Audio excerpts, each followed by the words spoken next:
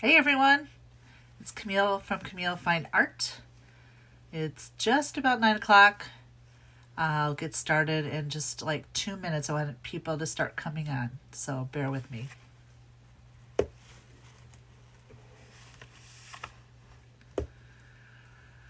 Hope you're all doing well today. We're back to gloominess today. I was relishing the sun yesterday. Okay, it's 9 o'clock. I'm just going to give people another minute and then we'll get started.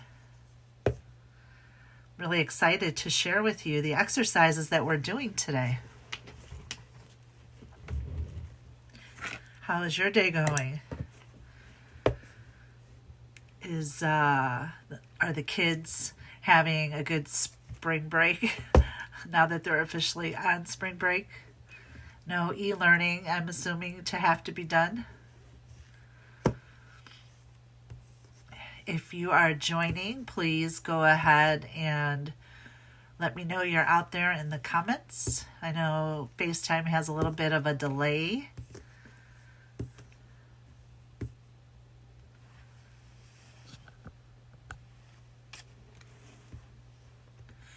All right, it's 9:01, so welcome to day 8 of Adult and Kids Art Journaling. And if you're new today, welcome. We're getting new people coming on every day. So, I have my handy dandy little art journal. And if you're new and you haven't seen the previous episodes, I keep these about 15 minutes long, and except for the first one. And you can go back into my Camille Fine Art page here on Facebook, turn on the notifications so that you can be notified every time I go live. And if you want to search, every post that I've made for this series starts out day 1, day 2, day 3, day 4, etc. So you have the video and written instructions in the post. There's lots of comments in there too, so check out the comments because I put examples of what we're doing in the comments. So, welcome, and I'm really excited, kids, because we're on one of my other favorite numbers today, the number 8.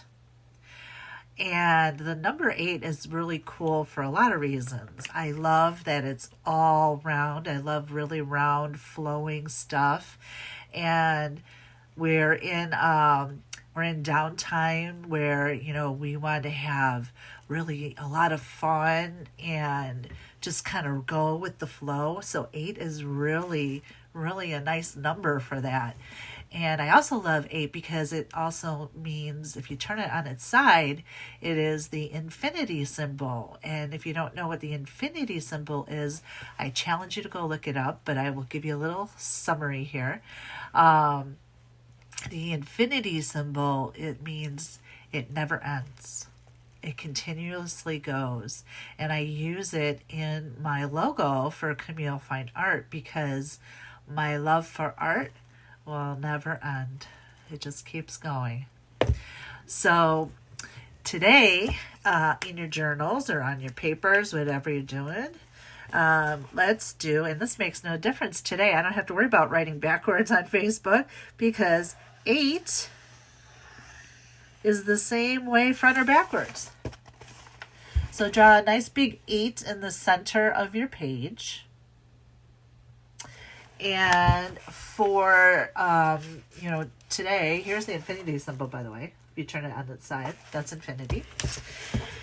And so I'd like you to do drawings on here of 8 things you can find when you go on a nature walk. Maybe some of you have been spending time going for walks with your parents. Hi, Sally. Thanks for joining. Maybe you've gone for walks with your parents or other family members or friends with the appropriate social distancing, by the way. And, it's really good to go out and get some fresh air and sunlight. Your body needs sunlight to get vitamin D created in your skin so that you can stay healthy. So it's really good to be outside and have activity, so we're not just sitting around the house watching TV or playing video games. So make sure you get out in your yard or go for a little walk in your neighborhood. And when you go for your next walk, go look and see what kind of things can you find along the way, and then draw 8 things you can find on your nature walk. Now, for those kids who are old enough to write words, have your parents or your caregivers help you write the word that represents the image that you've drawn. And if you know how to do it all by yourself, well, that is awesome. So those kids who know how to write a sentence, write a few sentences about your nature walk. What did you find? Did you love going on that walk? Who did you go with? Tell me about your nature walk and how you found the things that you found along the way. So that's exercise number 1 for number 8. Then for the letter, this is really cool because we have another letter that it doesn't matter if it's forward or backwards for me. So we're going to do capital H today. And we're going to write that in the center of our page. And, H begins a lot of different words. But the word that I want to have as a theme today is hat. There's all kinds of hats, and it's used in all different ways. You can have a hat that you put on your head, and you have different hats depending on what type of season it is. So we're going into spring, so some people, when the sun comes out, they're going to want to wear nice floppy hats, big brim hats, so that they can shield their eyes from the sun. In the winter, we wear nice warm hats that come down over our ears so that we're not so cold, and it keeps the heat in our head so we're not freezing. And I have my Sherpa, but that's not till S, so we'll talk about Sherpas later. And today's hat, though, is the type of hat that I want you to draw is a magic hat. Have you seen a magic hat before? What magicians use, and what do they pull out of the hats? What do they do? Hats can be very magic, and they're magic because you yourself is magic. I always say this when I do art. We have so much magic in us, and we don't always know it. So what I want you to do is you create a drawing of your magic hat. And in your magic hat, I want you to draw, could be a stick figure or anything, of yourself.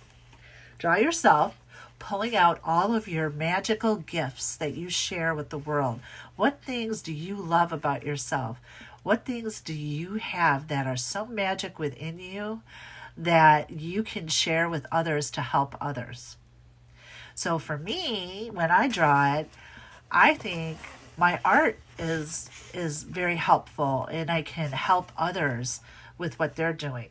So that's what the theme is today. So I will put all the instructions in the post for your parents or caregivers to help you along, or you can watch this lovely video that I'm doing.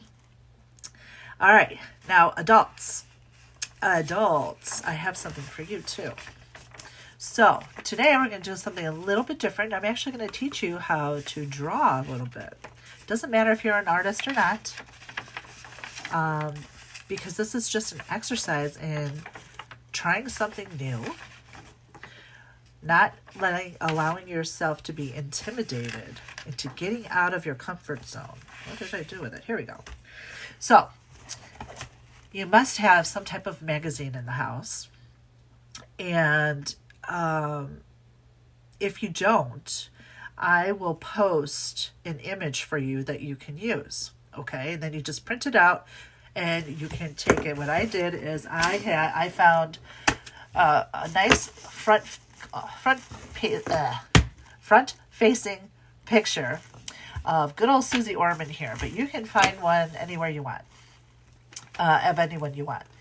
And she's not exactly straightforward. She's just a little bit turned, but that's okay. But find the straightest front-forward picture that you can find. And fold it in half, right down the center of her nose, or his nose, whoever it is, all the way up in half. Cut it in half. Paste one side on one part of your journal and paste the other side on the other part of your journal. And your task today is, it's really amazing when you look at it, a human face. You look at it and you think, oh, they're really symmetrical. They're really, everything's in place the way it is. But you will be very surprised to know that one side of your face is very different from the other side of your face. And by doing this exercise, you'll be able to notice that, because you're going to mimic what you see on this side of the page on this side. So you're going to continue to draw her hair, right, the way you think it would be. Copy what the eye would be. Copy how the nose looks and the mouth and the chin. And, if you have to use a little imagination to get shoulders in there or whatever, you can do that. And then do the same thing with the other side.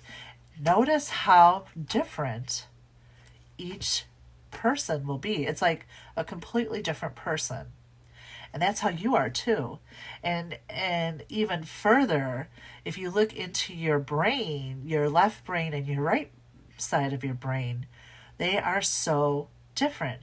One side of your brain is very creative and likes to go with the flow and, is very soft. And the other side is very analytical. It likes logic. It likes straight lines. It's very hard edges. And, it's like that for our face too. And you'll notice the difference. And even if you have a photo of yourself, if you want to take a photo of yourself and do it, that you might have a larger one, notice how different you will look. It's really an amazing exercise. And don't worry if this is your first time drawing. That's not the point. The point is that you're trying it and you can practice it. You're still going to get a big difference in what you do. And it's a good exercise in knowing how to create a partnership between your left side and your right side brain. Think about yourself today. Are you always very analytical? You're very in a box. You don't try anything new. You like routine all the time. You need to have some of the softer side in you. So on the side of it, think about the type of person you are today. So on your heart side, pick one side. So your left brain and your right brain is different. So it doesn't matter. So on both sides, you can say, I am very in the box. I am like routine. These are your normal things. And in order to meld those two together and become a person of growth, you're going to meld the other side, the softer side, and think of things that you can do to incorporate creativity and some of the softer skills into the left side brain so that you can become more balanced. Our whole body is all about balance. It is always trying to create homeostasis. You see, I'm using these words because I want the older kids to listen, because those kids are in science and learning about this stuff. They may come back and say, I know about that. I just learned about that. And they can really make a connection when they're doing this. And so the same for the other side. If you are somebody who just always just you don't meet deadlines, you're never on time for anything, you just kind of are so easygoing, and you really, like, I won't say lack motivation, but it takes a lot for you to become motivated. Both sides have their absolute benefits, right? But when you're too soft and you don't have any guidelines and you don't have any boundaries and you don't have any sense of urgency, our left side, our other side of the brain, our critical thinking side of the brain needs to be kicked into gear. So then you write in, what types of things can I do to become a little bit more focused? So that's your exercise for today. If you have questions write them in the comments. Please do share these posts. We're growing. I've got a lot of people watching now and contacting me about it. And so it's really, really exciting because that's the whole goal behind this is to get people thinking, keep them on their toes, let them have some fun while they're off. And I know lots of people are looking for things to do for their kids and themselves, honestly. And it's okay for you to have some downtime, fun time. So, thanks so much for watching today. I'll be back again at 9 a.m. Central tomorrow. Look in the comments as soon as this live is over. I always put the instructions in, but watch the videos. It's fun. And please do share in the comments your images. I would love, love, love to see them. And they're good for other people to become inspired as well. Especially people who don't think that they can be artists. They get intimidated by this stuff. Where this is not at all what this is about. This is about allowing yourself to be free. All right. Thanks so much for watching. Have an art-inspired day, and I'll see you tomorrow, 9 a.m. right here. Thanks.